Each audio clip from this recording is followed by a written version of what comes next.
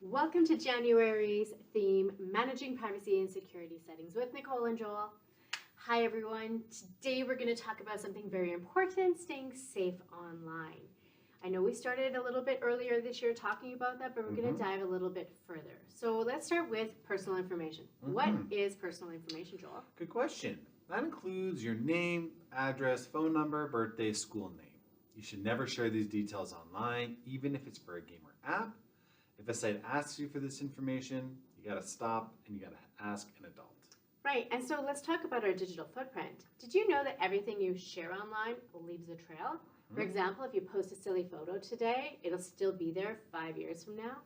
Exactly, like a digital footprint is like footprints in the snow, but it's an eternal winter where the snow never melts. So you need to ask yourself, would I want my teacher, my friends, my future employers to see these things? And if the answer is no, you shouldn't have it. No, so we want to make sure that with that, we want to keep our information private. And so we can do that through passwords. A password is like a secret code. It should have a mixture of letters, numbers, and symbols. Don't make it something that's easy to guess, like your pet's name or your address. You need to use different things for different accounts. That way, if one gets figured out, the rest are still safe. That's a great point. And so we also need to be aware that there's a lot of scams online, and we refer to these as phishing. And so what is phishing, Joel? Well, phishing is trying to trick you, right? You are the fish, and they are trying to hook you into a scam. It can be for a variety of things, from information to more valuable things that maybe you have access to. But at the end of it, you just need to realize that if you're not sure who's sending you the information or where it's coming from, that those links should stay unclicked. And so this also includes pop-ups on a website saying, you're a winner, you've won this game. Again, they're just trying to steal your personal information. Sometimes even, Joel, on social media apps, people get messages, right? Kids get messages being like, oh, I've seen your profile. You're a great candidate for my gaming advertisement. We'll pay you for it. We just need... And what do they want, Joel?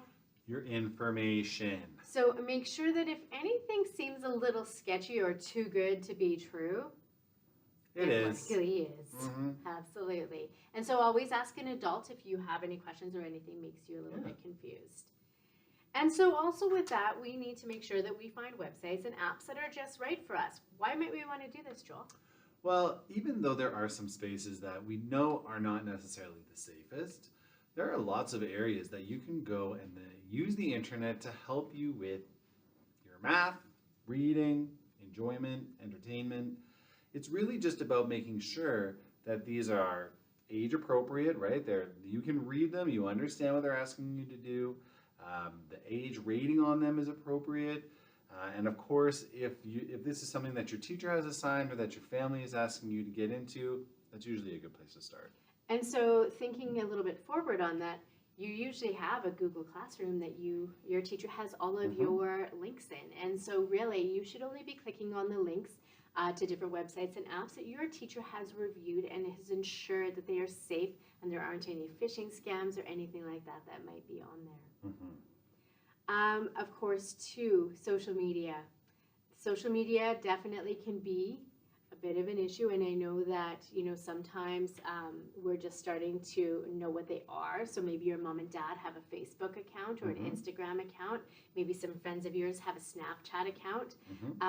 These things are all public, and so there are settings inside that you can adjust. Right, Joel, what can you do with those settings? Location settings. Sometimes you have the ability to if I take a picture at work, they're going to see that, oh, this is where this picture was taken. You can turn those things off. That way we keep that kind of safety mind. People don't necessarily know exactly where we are, can't follow us around. We can also look at making sure that there's no pictures of faces or addresses or that, we talked about that personal information. So those types of pieces where, we're not taking a picture of this, but we still include that part in our picture. We got to make sure that we're being, we're recognizing those pieces. We're trying to keep people's faces out of them that don't want to be in them, and addresses and pieces that are personal to us as well. Kind of keep those things out. And so sometimes our friends are at a party with us and we take a picture with everyone. we need to make sure that we have their permission also for that. Mhm. But there is also in the privacy settings the ability to turn it off so that it is not viewable to the people in the public. Mhm. And so that is something that we recommend you have switched on, Yeah. off for your Yeah, device. keep your profile private rather than public. This helps you to be mindful of your digital footprint that you're leaving. Mhm. And so we talked a little bit already about the photo do's and don'ts. And so again, make sure those locations are turned off. Mhm. Ask permission. That's right. And always check with an adult before you post anything online. Mhm. That's something that's really important. And so in knowing too that we have some unwritten rules for online interactions, Joel, can you remember what those are? We've talked about them before. I can. When you're interacting online, it's just like interacting in person, right? We're going to treat people with kindness and respect. If you wouldn't say it with your parents standing behind you, you probably shouldn't put it out there in the online space. You don't want to, let the fact that you don't see that person's face make it easier for you to be rude or mean.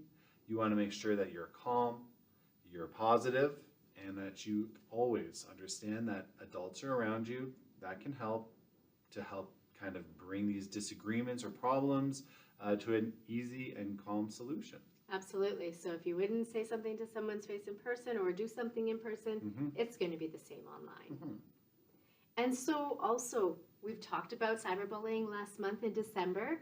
And so this is something also in that privacy component and the security is making sure that if any of these things, any of these mean comments or mean messages show up online, that you block the person. So there are settings to be able to block and also report them. Mhm. So besides just telling a trusted adult, which you should definitely do as well, you can go in and adjust those settings. Mhm.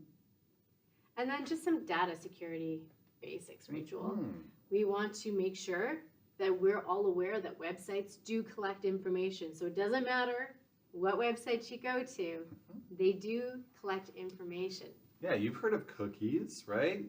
Not those kind. These are cookies of stored data. And what that means is it follows you, it keeps track of how long you clicked on stuff, where you were at, and how long you looked at things. And then it tries to kind of create, like we would call it like a profile of things that help businesses and companies make products that you are going to click on, right? And have pop-ups that you're attracted to. So you just want to make sure that you're not clicking on any pop-ups. You're sticking with websites that you trust and that you have kind of had told, a trusted adult has told you that these are safe places to be.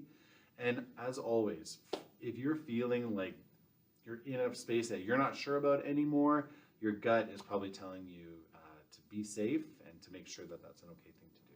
And also just really quick to note, if you're using a Google app or Spaces or one of the ones from your classroom, please make sure that you log out so that another user doesn't log in. That's another important Big piece one. as well. Mm-hmm.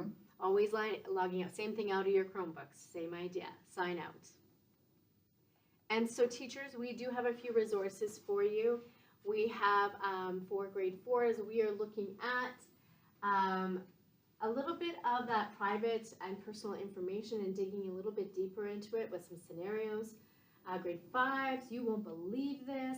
So looking at fake information and the kind of those phishing scams that are out there. As is the grade 6, it says, don't feed the fish. Not the FISH one, but the PHISH. So please dive a little bit further into these lesson resources, and we'll see you next month. Bye for now.